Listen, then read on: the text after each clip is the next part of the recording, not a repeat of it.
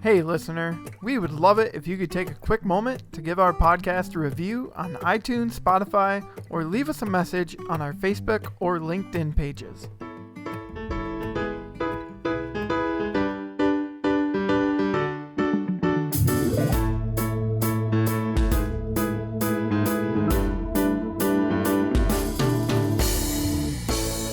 Hello and welcome to the Our Community Listens podcast. My name is Adam Solgett, and with me again today is Curriculum of Improvement and Development for Our Community Listens, Sarah Weisbarth. Sarah, how you doing? Adam, I'm doing well. I just want to share with you, I'm really excited this week. We have a family wedding happening on the compound this coming weekend. So I'm excited and overwhelmed at the same time. Well, that sounds about right for a wedding, you know? It seems like a pretty standard pairing of feelings for a wedding. I hope everything goes smoothly. Thank you. We have a guest with us today. I'd like to introduce Jules Maloney. She's a facilitator in Milwaukee, Wisconsin. Welcome to the podcast, Jules, and take a moment to tell us a little bit about yourself. Sure. Thank you. I'm glad to be here. I am indeed in Milwaukee, Wisconsin. I have spent the last 3 weeks taking advantage of the beautiful weather here, traveling around the state and camping. So it's nice to celebrate this state in many ways, including the work with Our Community Listens. So my world is really fun, professional and based in emotional intelligence. So I've been working in this field for quite a while. I absolutely love the curriculum of OCL. It makes sense to me. Makes sense in how I want to show up in life and how people connect. So I have a master's in communication focused on organizational communication. And then I also do some individual coaching with folks, helping them understand what their strengths are and how to show up more fully in those strengths. So it all aligns beautifully with Our Community Listens, the curriculum, the content, and how it invites us to be in the world.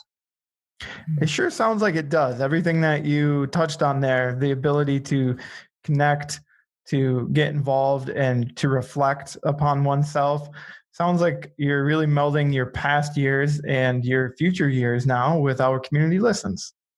Absolutely. I think this work, to me, is the answer to many difficult questions. It's really, for me, I often say at the end of life, what matters to me is the quality of the relationships I've had.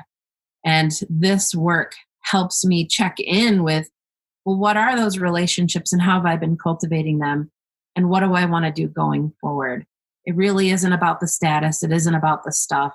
It's how do I connect with people, even people that are not that close to me, people that I don't necessarily want to hang out at a barbecue with, but I still want to have a rich connection with because it matters. So absolutely. That's awesome. That's awesome. And a moment ago, you mentioned camping.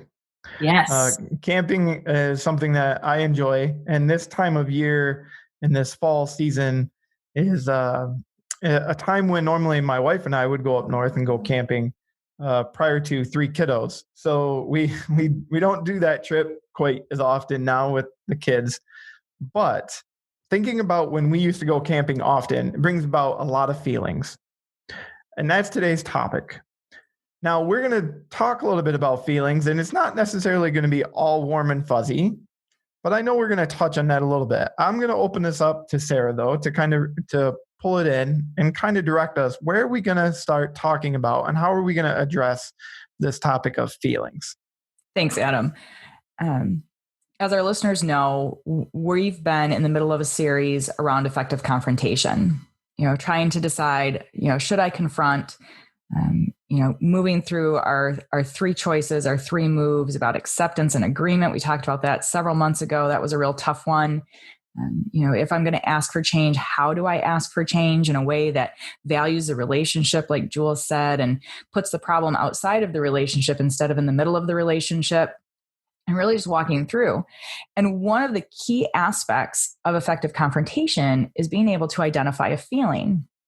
And it's really intriguing because when we teach this in class, it's like, oh yeah, make sure you identify a feeling and then we'll move on to the behavior and the impact.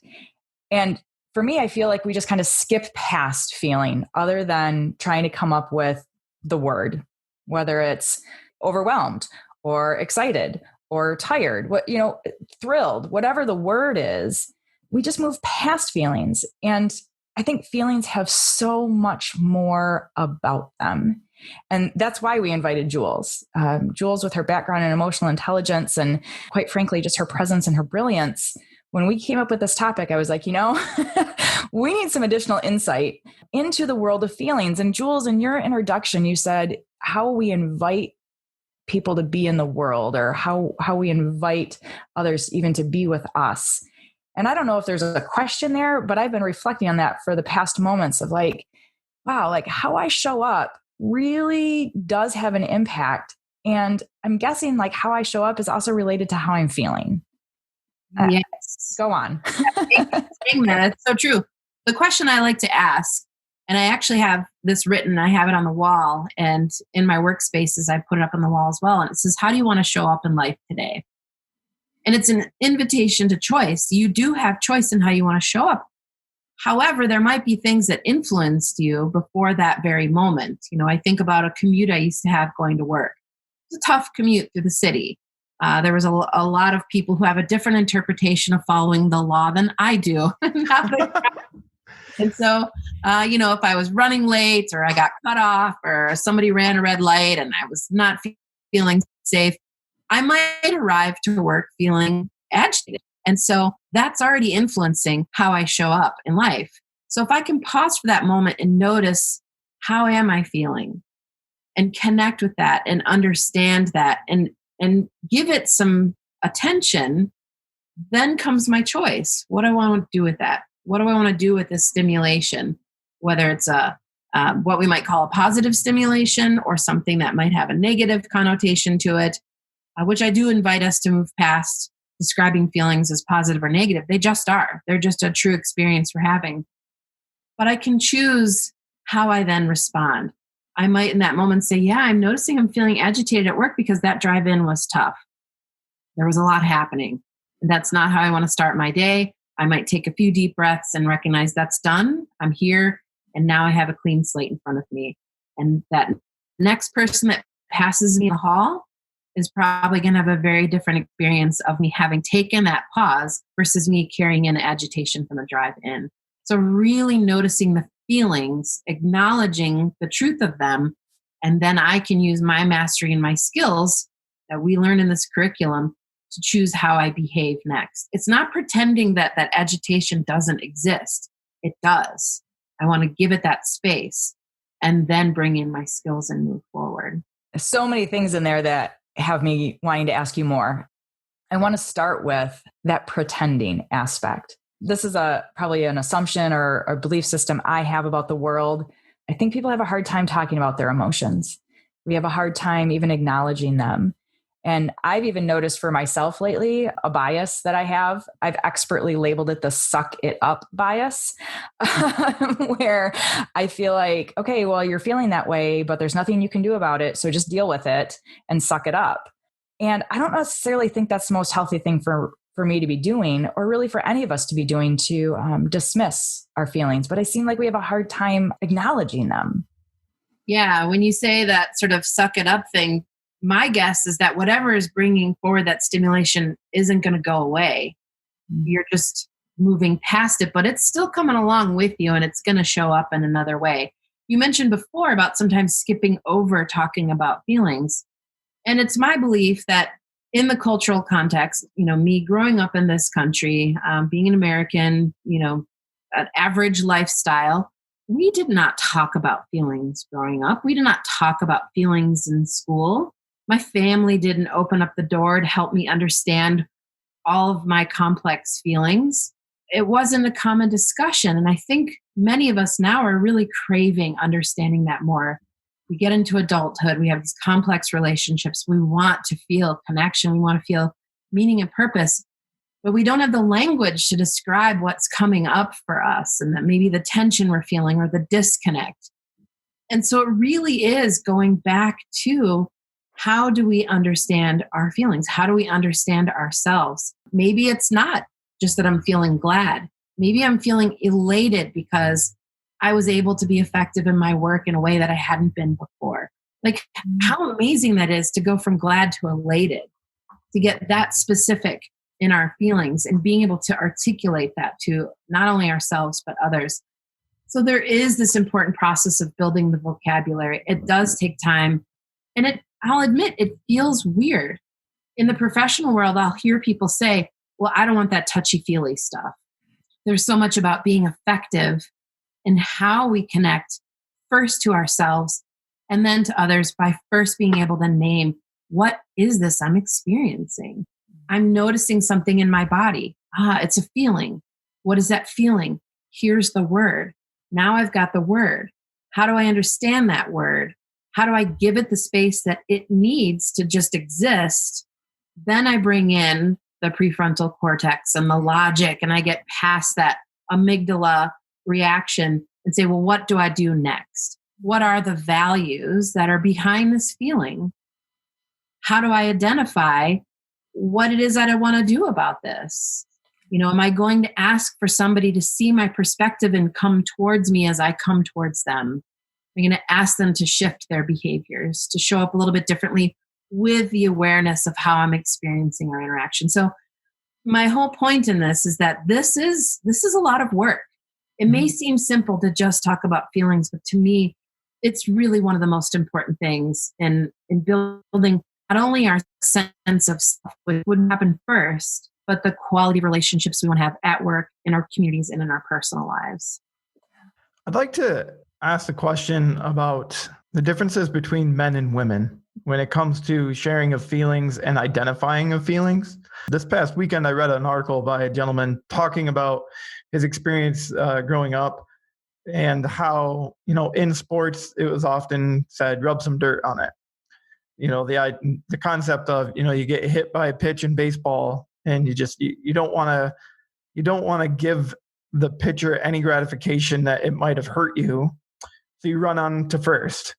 And he talked about how in life, however, if we continue to ignore those feelings of pain or hurt or even happiness sometimes, and we continue to just run on to first, we're not going to identify when we need help. And we're also not going to be able to ask for when we need help. And his discussion really focused around how that happens often with men. This is something from my perspective that I often think about because I struggle with that idea of you got to be a man, right? So I think feelings come into play a lot when this expectation of being a man is brought up.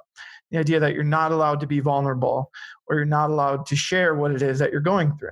So I'm curious if you could touch on that and what kind of experience you have in helping men or just identifying the differences between sexes when it comes to the idea of sharing or connecting to your feelings. Adam, I so appreciate that you brought this up. I actually was just having a conversation about this yesterday with a friend. And again, this is a cultural context because I know there might be folks listening to this podcast that live in different parts of the world and experience things a little bit differently. Mm-hmm. But I'd say in this culture in the United States, from a very young age, boys are told to disconnect from their feelings. Boys don't cry. Walk it off. Those messages are wherever they came from. They invite boys to not feel their feelings. The glimmer of hope is that it is changing. I see that it's changing. As a society, we're recognizing the importance and the value of inviting that connection and not speaking those messages, but they're still very pervasive. And the example I gave yesterday with a friend was, what would you do if you had a nephew or a son at 6 or 7 years old who was playing with a baby doll? That might be very uncomfortable for a lot of parents. Like, oh my gosh, he's playing with a doll. He should be playing with trucks or he should be playing sports. What does this mean? And so we say that's not okay. And then as that boy becomes an adult, there's frustration when they don't connect to a nurturing part of themselves. Interesting. That they cultivating with that baby doll, right? How to care for the doll and how to hold the doll. And then men might be uncomfortable with holding babies. Like, oh, here, they want you, female figure, nurture them. I don't know what to do. So that is very much in our society. And so the reconnection is really the same. It just asks for patience. And you named to me the biggest word, which is vulnerability. It's a big ask. How do you create a space where you can invite people to go against the cultural norms that they grew up in, to start to have that connection and not have there be an association that they're weak or that they're less than? That in fact, being able to make that connection to their feelings and to speak to it actually makes them a stronger person and easier to understand and connect.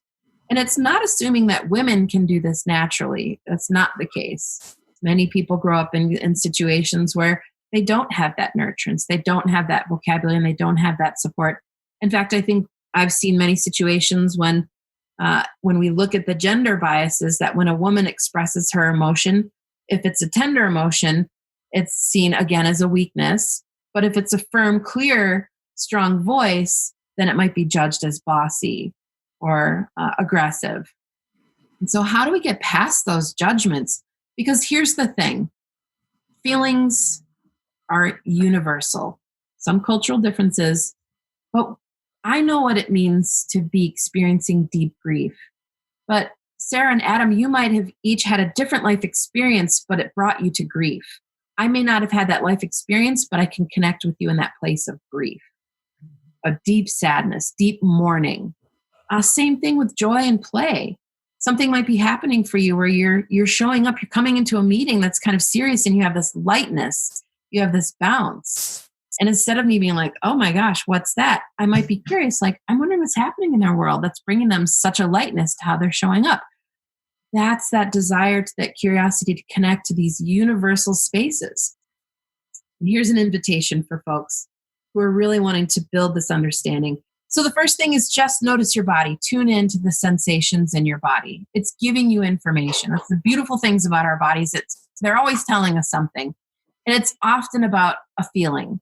So maybe you have tension in your shoulders. Be curious about that. What is that tension from? Are you feeling a little bit of stress? Do you have a little bit of worry happening? Okay, so now that you've gotten that feeling, why? What's behind that? What's the need? Oh, I have a presentation I need to do later today, and that worry is coming from my desire to be effective. And I just am not sure if I'm going to be as effective as I'd like to be. And then maybe there's an integrity piece there because I want to be received by my peers as a professional, as a skilled person. And so that's why the worry is coming up, and that's why there's tension in my shoulders, and that's why I'm pulling them in. So once we have all this information, we bring in our tools and our skills that we've been learning about what to do next. Do we have a request of ourselves? Do we have a request of another person? Maybe we need some support. If we don't take the time to do those steps, then we might be in that reaction. We might be picking up the bat. We want to really slow that down so that we can find our sense of self, find our words, and communicate to build that connection. So we think about effective confrontation. It really is this constant cycling through. What is living in my body right now? What are the feelings connected to it? What are the needs behind it? How do I speak to that? And how do we take that awareness to guess what might be going on for the other person, because they have the same feelings and needs, they just might be showing up differently. If I have that knowledge, then I can guess what's happening for them. I might be much more open to receiving their message if I can listen for their feelings and their values and not get stuck on their platforms and the judgments that they might be speaking. And Sarah, I see you nodding your head. I'm so curious. What's coming up for you right now? I'm swimming through so many thoughts and ideas. I'm just really enjoying everything that you have to share because it's true. It's so valid and it's fundamental. I know the voice of reality that lives in me says that people don't like this still. Back a while, you said something about the discomfort. And I know for me, one of the things I've been working on recently is recognizing, just like you said, that worry, that stress, like what's happening for me. My capacity to be able to deal with additional stressors is actually very low lately because of all the outside pressure that's happening in our world. And I'm recognizing that I'm reacting a lot instead of responding. And for me, that's triggered by a feeling, like that information, that I have some sort of feeling happening in me, and I'm not taking the time to do exactly what you're talking about. Slow down, think about it, what need, what value, before I have some sort of behavior and action. Which for me, if I slow down and think about it, I can respond instead of react. And I'm going back to that feeling of discomfort, where something's happened, and maybe I'm just even uncomfortable with even trying to acknowledge the feeling.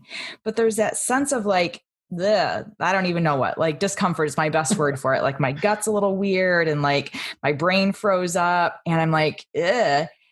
And I'm almost feeling like I react, so that sensation goes away. I feel like I've then done something, instead of taking the time to slow down and reflect on what's really happening for me before I respond.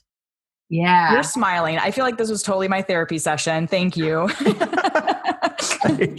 in what you said, one of my favorite things to say is people are messy.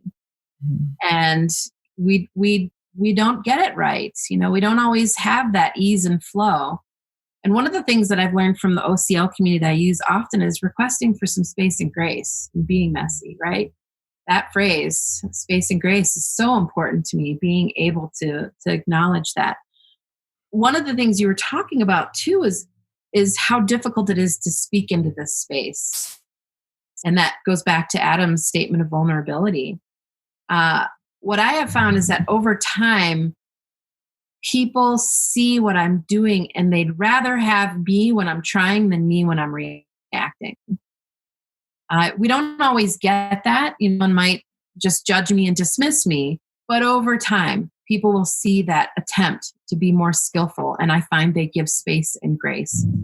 The other piece too is, what would it be like for you in those moments to say, I really want to respond to this in a way that makes sense to me, but I'm noticing I'm low resourced and I'm worried I'm just going to react. Can we come back to this later? To just even speak what you were saying in your mind, like, I don't have the resources and the ease all the time. What would it be like for you to hear that from someone you care about? Say, I really want to speak to this, but I'm noticing right now it's not going to be the quality that I'd like to say. It's not going to be the way I want to show up. Can I think about it, and can I come back to it later? That again does take skill, but geez, if you were to say that to me, I would see that you care enough about my relationship with you that you want to show up more connected. And right now, with this new world of adapting, I get it. I want to give people that space. I want to give them that opportunity. So the other piece to what you're saying too is, we can do do-overs as well. I just had a do-over with my daughter. We had a situation. She's an adult. She was wanting to share something exciting, and in conversation, I revealed information she didn't know. She reacted, and then I reacted to her reaction. And we don't get in disagreements very often, so when we do, it's heavy. We both feel it. And I walked away from our interaction just feeling the weight of that for days, and was giving space for her to come back to me. And I recognized she wasn't. So I called her up and I said, can we please have a do-over? And she was open to it. And so we sat down. It was tense. It felt weird, felt clunky, but she was still there. She was showing up. And I said, I want to start again. And I just started from the beginning, and I spoke, connected to myself, and I paused and I asked her, how does that land for you? I waited to hear her response. When I think about effective confrontation, there's that whole piece of, how is the other people how are they experiencing this moment? And how do I listen past maybe her judging statements and connect to that deeper part of what she's experiencing? And if I'm not sure, ask, be curious, because I want the connection. I don't want to be right. I want the connection with her. That's what's important to me, because then we can figure out all the sticky stuff later when we have that connection. So the do-over is an important piece. Well, you have to make that choice, right? You have to make that choice that you want the relationship, not the being right. And that sense of where is the problem going to get placed? Yeah, I think being right puts us in positions. It puts us in platforms, and it gets us away from values. Jules, thanks so much for everything you've had to say. This is some great advice. And I really hope people are listening close. And before we started recording, you threw out a term that I made a note of, which was, this is the grease for the world.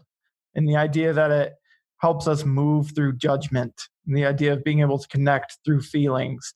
And it really got me thinking about, when we need to connect with somebody, connecting through feelings is one of the best ways we can possibly do it, because it takes all of these other things that we try to put in front of trying to connect with somebody, like race, religion, political views, just who they are and who we perceive them to be. But if we can find a way to connect with them through feelings, that is an astonishing development, I think, if we could do that more often. So tell me a little bit about where you came up with that phrase, or maybe that's just something that came off the tip of your tongue earlier, but grease for the world. I kind of want you to touch on that a little bit more. I don't know. I'll make that into a t-shirt. I might want to wordsmith it a little bit more before it gets put to ink. But I really do. I mean, we all judge. I want to name that. We all judge. Mm-hmm. I like to name it when I'm in it. I think some folks in the OCL community have heard me say this. So my given name is Julie. And when I'm in a judging space, I call myself Judging Julie. So the reason I do that is just say, okay, this happens and I'm here. But if we can see our judgment as an invitation to go in, I'm judging this person. I'm judging myself. My values are stimulated right now. That's why I'm judging them. Something's going against what's important to me. So being able to connect to the why, the feelings are the invitation, and the body sensation, the feelings, then getting to the values, that's where we start to have a little more ease.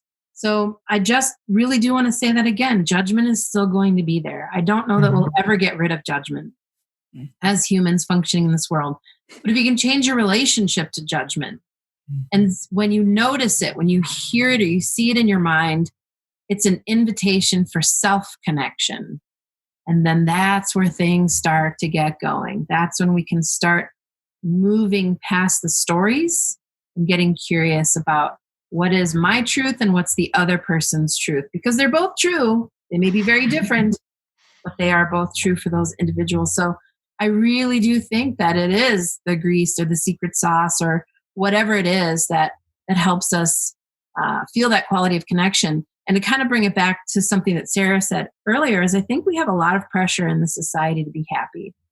You can still be cultivating a positive world, happy world, and be fully connected to your anger. To be very clear when you're feeling a deep sadness, that they can coexist. So it's not to skip over those things or not acknowledge them. It's actually to connect into them. And then that gives us the energy and the awareness and that sort of what we need to move forward towards connection. It's a little abstract, but I'm wondering if that helps connect that a little bit, Adam. I think it does for me. Absolutely. Yeah, I feel like it's both and, because I feel like it gives me context. Like without deep sadness, I don't have the opportunity to also then experience great joy in the same way, because I don't have a contrast, or I don't have a difference to be able to understand the whole range of that spectrum of feeling from grief to joy. Mm-hmm. And there's this, I even agree with the positive psychology. Like I can't be happy and go lucky all the time, but nor can I resist being happy even in the midst of distress. You know, there's that opportunity to see the positives, but I won't see those positives without also being able to acknowledge I'm also really struggling over here. So the trick is to not have a connotation of good or bad. It just is. Anger just is. It's an energy. It's giving us information. Sadness just is. If we get stuck on it being bad, oh my gosh, that would just pull me down even more. And instead say, I'm noticing like this kind of heaviness in my gut, and I'm feeling really sad about what happened with my friend earlier or what happened at work. what is the energy of that I can then move forward towards connection? If I get stuck in like, I shouldn't feel sad about that, or I notice I'm sad all the time, this is terrible. Why? We're getting lost in a signpost. We're getting lost in seeing the flag as the information. Instead, it's just giving direction of the next. Moving our stories about feelings or emotions being this or that, they just are. They are an experience. They are an energy that we can use as information to guide us to what is our next process, what is our next step in being a more aware, effective person. And that will get us to those places of feeling richer in our life experience because we are more effective. And I think that's what positive psychology gets to. I just think as it gets translated, we hear it as, well, I should be happy. When it's really just an invitation to self-awareness, for self-efficacy and connection, and having more meaning and purpose in our lives. So yeah, it's a journey. It's lifelong. I don't know that I'll ever master it, but I sure want to keep trying. I love that you're expressing how much work it is, because so often I give my like 2 thumbs up, my little sarcastic comment, my message of hope, like, it's work, everyone. But it is so worth it. It is so worth it. Yeah. I think if you were to ask my daughter for me to do that do-over and slog through the messiness, I have such a rich quality of relationship with my daughters that I wouldn't trade for anything. You know, all the other things in life, whatever they are, you know, I'll work on them. But for me, the energy I put into my relationships and my coworker relationships, that's what matters. It just feels so rich.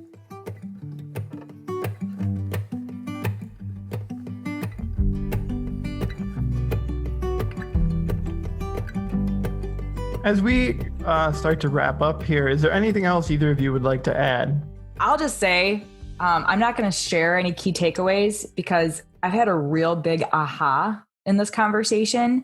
We started out talking about feelings related to effective confrontation, and we've continued to tie it there. Yet the more that I'm listening and reflecting, the process of effective confrontation and being able to identify our feelings is really just the work of life. It's the work of life, whether I'm upset with someone or whether I'm experiencing satisfaction or whether I'm in that judgment space and trying to identify what that feeling is about.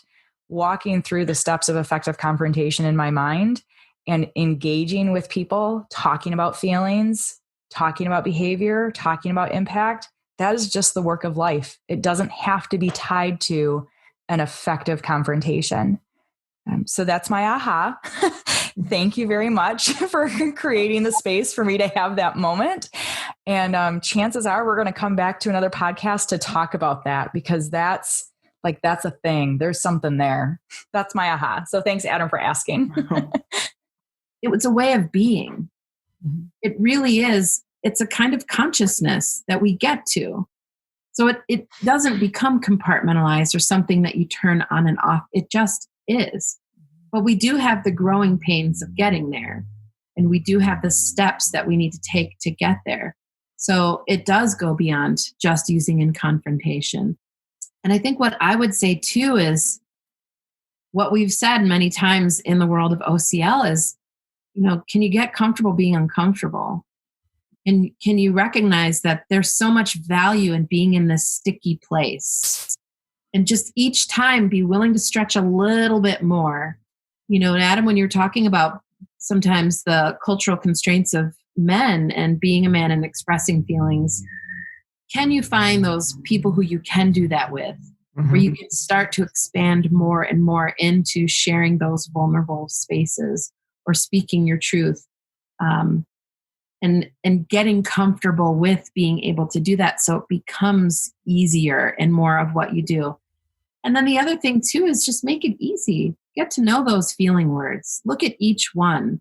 Maybe pick one for the day and say, what does this feeling mean to me? How does it show up? What are situations and where it connected to that feeling?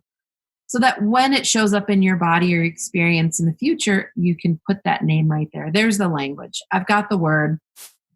Now I'm going to use that as connecting to my values. What is the value that this is stimulating? That it either is being met or not being met? And do I need to do anything about that? So make it easy, build the language, get to know those words, reflect on past experiences. That is fertile soil. What happened this week that you want to celebrate? What did you feel? What were you needing? What did you do effectively? What is a morning that you had about this past week? What was your feeling? What was your value? How could you have spoken into that? The more you can do that reflection, it starts to move to real time. And then you start just being in that consciousness, that way of being. Jules, thank you so much. You definitely tapped into a few key takeaways for our listeners. So thank you. And before I start utilizing any of my graphic design degree, designing a Grease for the World shirt for you, I just wanted to give you the opportunity one more time to give us one last little element to walk away with, to think about as we finish up the podcast. When it comes to feelings, they are yours. They're not to be argued with. They're not to be afraid of. Don't turn away from them. Turn towards them. Be curious. Feelings are giving you information about yourself, and this will help you build connection with others. That's the beauty of feelings. Adam's about to ask me my thought in response to that, and all I have is this big head nod happening over here. Jules, it was such a pleasure to have you here with us today. As I shared earlier, I had some ahas. I am confident that our listeners had ahas and are reflecting on feelings differently now. At some level of their process and their work, I have great confidence that our conversation, our time, and your insights made a difference in somebody's life today. Thank you for joining us. Such a pleasure. Thank you for having me. It builds my awareness and my connection and my drive to how I want to show up in life today.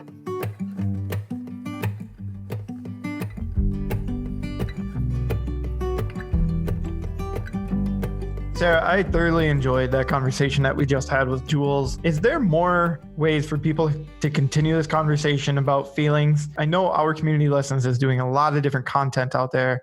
Tell me how people can continue this education. Adam, it's even beyond the content. It's about the connection.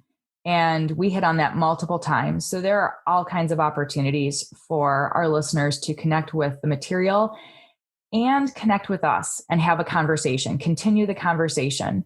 We have webinars that happen regularly, and we have connect sessions that happen on the third Thursday and the fourth Tuesday of the month. The connect sessions are ideal to just join in with a group of people that want to have a conversation about whatever is happening with them. And it could be on the topic of the month. You know, we're talking about feelings in October, or it could be about some other content pieces that OCL presents. So join a connect session, join a webinar. You're going to find all of that information on our website. Get invested with our newsletter. We have a monthly newsletter that comes out with links, and then that way you'll have exactly what you need to know when you need to know it. We look forward to all of our listeners joining us for upcoming sessions and just continuing the conversation and connection. If you have any suggestions about subjects for our podcast, feel free to reach out through our Facebook page. And if you're interested in taking a class, visit ourcommunitylistens.org. Thank you again for listening to our podcast. And don't forget, each word, each action, each silent moment of listening sends a message. Therefore, you are the message.